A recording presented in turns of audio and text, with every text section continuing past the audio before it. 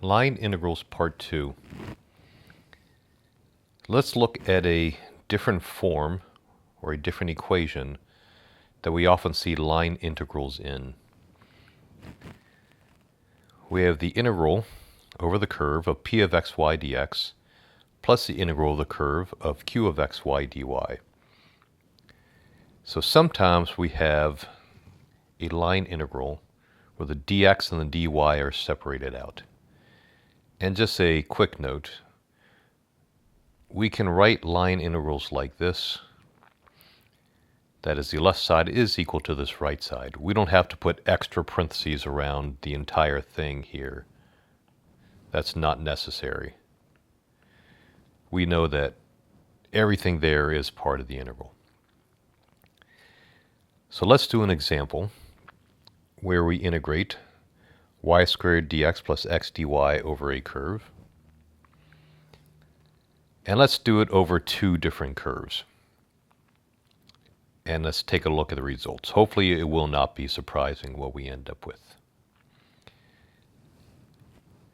So for part A, let the curve, we call a C1, be the line segment from the point -5, -3 to the point 0, 2. We want to parameterize our line segment. And we're probably pretty familiar with writing equations of lines in this form, in parameterized form. So from -5 to 0, x increases by 5. So we can say that's 5t. And our starting point is -5. So x of t would be 5t minus 5 if we let t go from 0 to 1. Similarly, we can let y of t equal, well, y increases from -3 to 2, so it's also 5t, but we start at a different place. We have 5t minus 3, -3 being our starting point.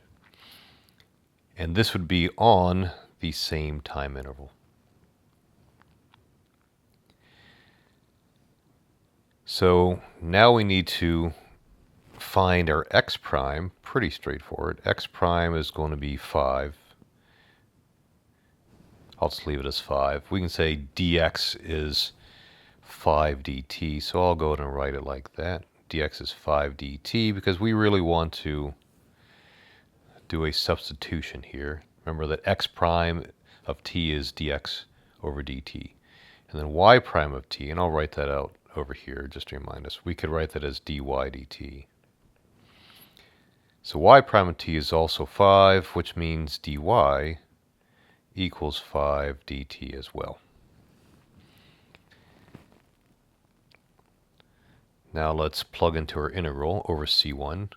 Y squared is 5t minus 3 all squared times dx, which is 5 dt, and then plus x, which is 5t minus 5, times dy, which is 5 dt. And so if we integrate this one, we're going to get 5t minus 3 cubed. That'd be over 3, plus 5t minus 5 squared over 2. This 5 here makes a nice chain on the u sub. And then notice for my curve 1, since we've changed everything to t's, I can plug in my limits for t as 0 to 1.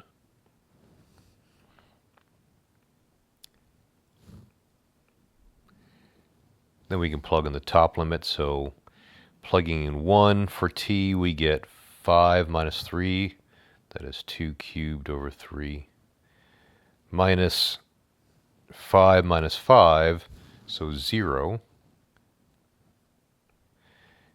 And now subtract, we're going to plug in the bottom limit.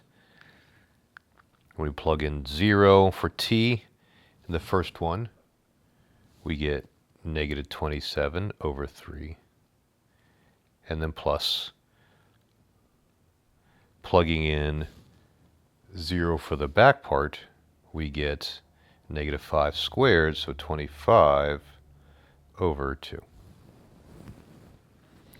And if we were to simplify everything out, which I have done, this will end up being negative 5 over 6.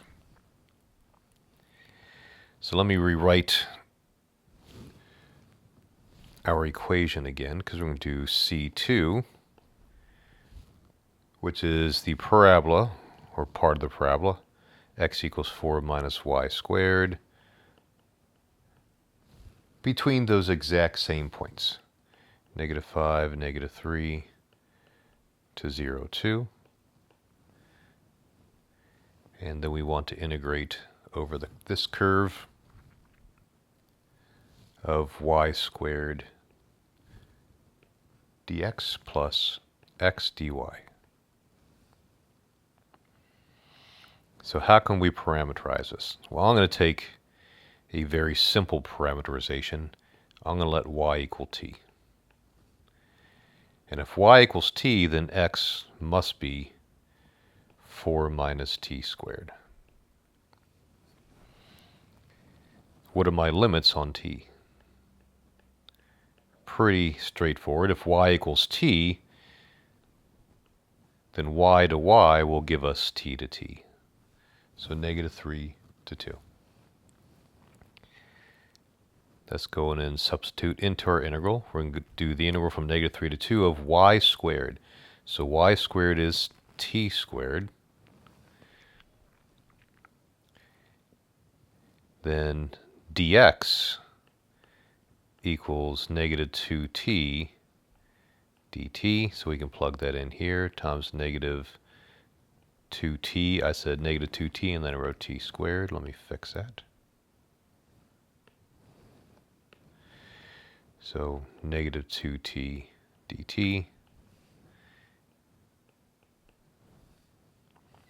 And then plus x, which is 4 minus t squared, times dy, and dy is simply dt. And then we can integrate this one here. Notice that this piece here is negative 2t cubed. So we integrate this one, we're going to get negative 1/2 t to the 4th, and then plus 4t, and then minus t cubed over 3, from negative 3 to 2.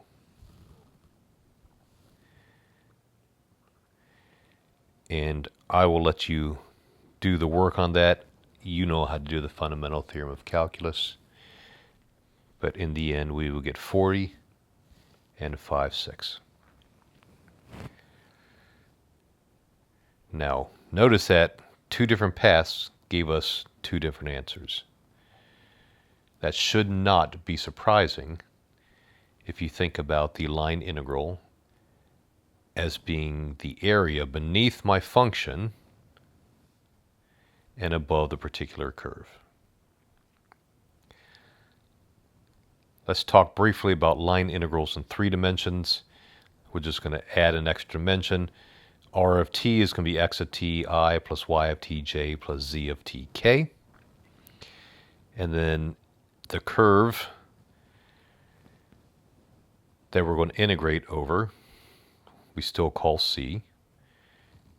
And we're going to do the integral over that curve of f of x, y, z ds, where we substitute in, that is, we parameterize our x, y, and z, and then our ds is just the extension of the Pythagorean theorem that we're used to into 3 dimensions.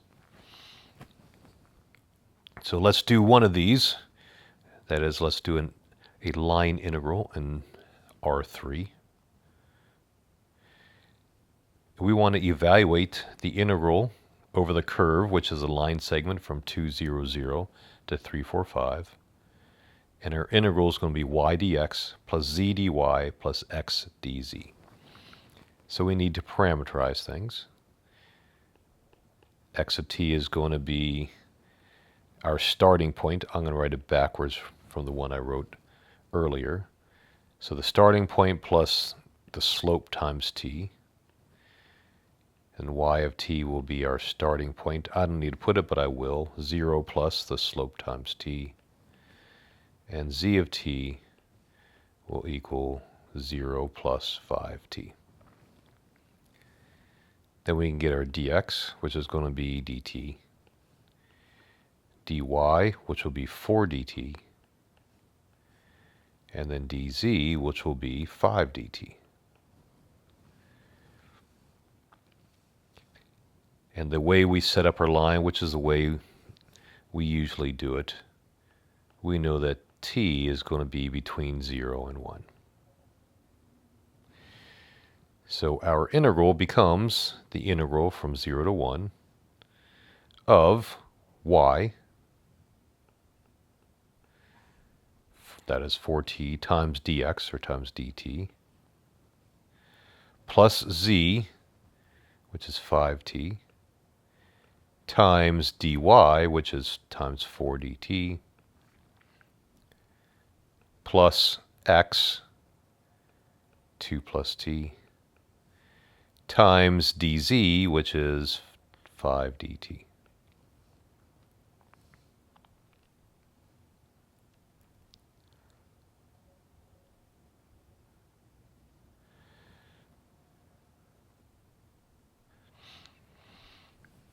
The nice thing about this problem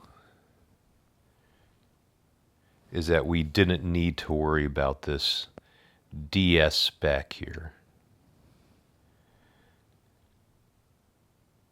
because we were able to split apart our integral into dx, dy, and dz separately. But in general, if you're not able to, that is, if you're not able to separate the dx, dy, and dz's, then we would have needed to have included this up here.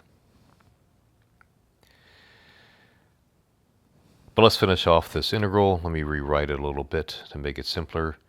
We're going to have 4t plus 20t plus 10 plus 5t all dt. Simplifying some more, the integral from 0 to 1 of 29t plus 10 dt.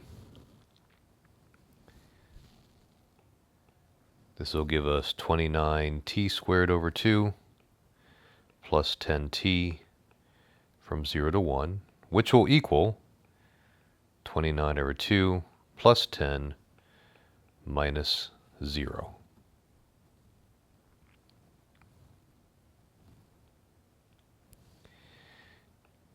And simplifying this out, we would end up with 49 over 2.